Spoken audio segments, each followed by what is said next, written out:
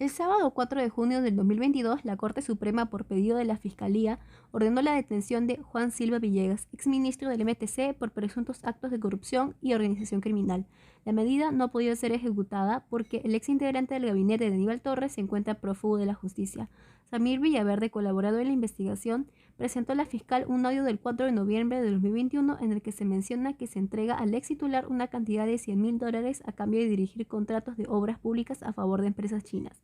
Este audio motivó a que se solicitara la detención preliminar de Villegas, que se supone que para el momento la policía mantenía bajo videovigilancia por disposición del Ministerio Público. Pero esta medida no ayudó a dar con su paradero, dado que la policía habría de informar mediante un comunicado que no habrían dado con la ubicación de Villegas desde el 27 de mayo del 2022, a pesar de que este habría sido entrevistado el 1 de junio en medios de comunicación locales. El ex titular habría logrado evadir la vigilancia policial hasta el día 4 de junio, que se dictó su detención y se dio a la fuga.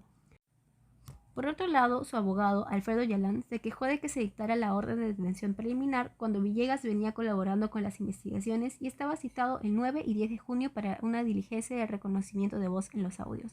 Hola, mi nombre es Luciana Huetendía Alvarado y hoy voy a realizar un análisis ético y ciudadano del caso Silva Villegas. Silva Villegas faltó a su deber ciudadano y de servidor público con actos de corrupción y organización criminal. Villegas, como ciudadano y especialmente ex titular del MTC, tiene tanto derechos y deberes con todos los peruanos. Como ministro, él tiene el deber de coordinar y supervisar el cumplimiento de los derechos humanos en las decisiones de administración pública.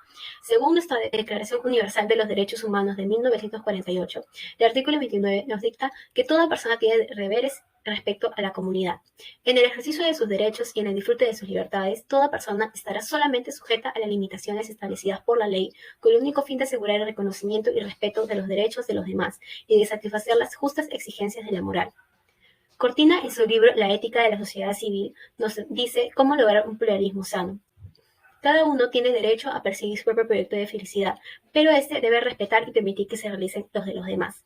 Caminos de vida que tomen las otras personas son válidos mientras que estos permitan a los otros desarrollarse de la misma manera. De acuerdo con los artículos mencionados, Juan Silva Villegas ha incumplido con la ley, puesto que en su total libertad estaría presuntamente involucrado en actos ilícitos. El ex titular incumplió con sus responsabilidades y deberes ciudadanos al actuar contra la ley de manera libre, ya que las acciones son libres porque son humanas. Como responsable de sus actos y como ser político, todos tenemos el deber de orientar nuestras acciones al bien común y no únicamente a nuestro bien individual. La Constitución del Perú de 1993, el artículo 1, nos dicta que el fin primordial de la sociedad y el Estado es la defensa y el respeto de la dignidad de la persona humana. El hecho que Silva Villegas sea sospechoso de actos ilegales, además de prófugo, lo convierte en un ciudadano y servidor del Estado irresponsable e inmoral, de manera que ha perdido su derecho a la libertad y seguridad personales. Sus actos incumplen con los mínimos de justicia de las sociedades, siendo la Constitución la ley suprema que todos debemos seguir, ya que ésta representa el contrato social y la voluntad de los pueblos.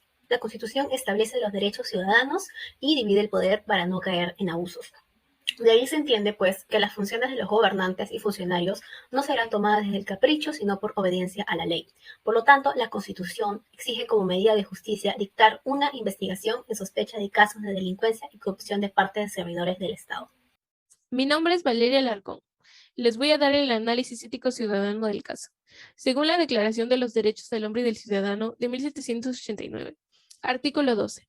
La garantía de los derechos del hombre y del ciudadano necesita de una fuerza pública. Por ello, esta fuerza es instruida en beneficio de todos y no para el provecho particular de aquellos a quienes se encomienda. El exministro Juan Silva, al cometer los presuntos delitos de organización criminal y corrupción en el MTC, viola este artículo, ya que estuvo beneficiándose a costa de los ciudadanos peruanos. Artículo 15. La sociedad tiene derecho a pedir cuentas de su gestión a cualquier agente público.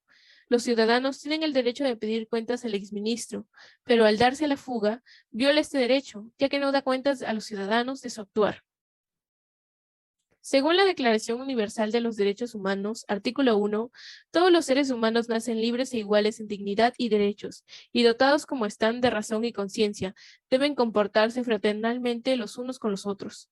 En su libre actuar, el señor Juan Silva viola este artículo, pues cometería delitos aprovechándose de su puesto de ministro, lo que perjudica a muchos peruanos. Artículo 7.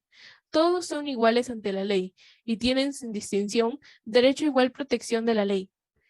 Todos somos iguales ante la ley y todos tenemos derechos que cumplir. El exministro del MTC no cumple con su rol de ciudadano al darse a la fuga, pues en su accionar desacata varios derechos que como ciudadano peruano por ley tiene que cumplir. Soy Nadia Kilga, daré a conocer el análisis ético ciudadano del caso. El sábado 4 de junio del 2022, el juez supremo ordenó, a pedido de la Fiscalía de la Nación, la detención de Juan Silva Villegas, exministro del Ministerio de Transporte y Comunicaciones, por los delitos de organización criminal y corrupción. Sabater nos menciona en su libro Diccionario del Ciudadano sin Miedo a Saber que ser un ciudadano pleno significa participar tanto en la dirección de su propia vida, así como también teniendo en cuenta de que se debe actuar para un mundo compartido con otros. Cortina nos menciona en su libro La ética de la sociedad civil que en el terreno de la justicia aquel individuo que no cumple con los mínimos de estos será considerado persona inmoral. El pluralismo moral no equivale a un vale todo, sino que cada uno es libre de elegir siempre y cuando se respeten unos mínimos de justicia.